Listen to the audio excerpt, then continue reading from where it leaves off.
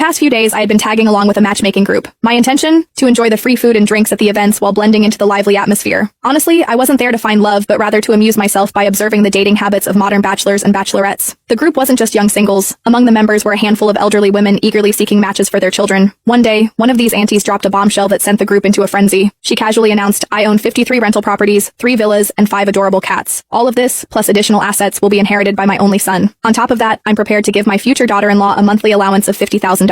The chat erupted with messages from women of all backgrounds vying for her attention. Questions flooded in, asking if her claims were true. With confidence, she affirmed the legitimacy of her statement, but then she added, "There's just one condition. My son is in a vegetative state. I hope his future wife will not mind." Silence fell over the group like a heavy curtain, but I couldn't help chuckling. To me, this sounded like a golden opportunity wrapped in a velvet bow. I had already decided long ago that marriage wasn't in my plans. Why bother tying myself down? Life was better lived on my own terms. But if marrying a man in a vegetative state meant financial freedom, that didn't sound too bad at all. I, Stella Greer, had one great love: money. Without hesitation, I sent her a message in the group chat. "Why would I mind? Your son is clearly my destined sleeping prince." The group exploded in laughter and applause. Messages poured in, calling me bold, funny, and even shameless. I didn't care. To me, it was all worth it. Moments later, the auntie messaged me privately. "Are you being serious? Do you actually want to marry my son? Or are you just joking?" "Of course I'm serious." "Why?" "Because of money," I replied bluntly. There was no point in sugarcoating it. I was in it for the fortune. She fell silent, and I assumed I'd blown my chance. But then to my surprise, I received a transfer notification. She had sent me $500 as a travel allowance and invited me to visit her at Villa 8 in Starlight Bay, located in Crescent Gardens. She promised a warm welcome. Crescent Gardens was the most exclusive neighborhood in the city, with villas averaging over $1 million.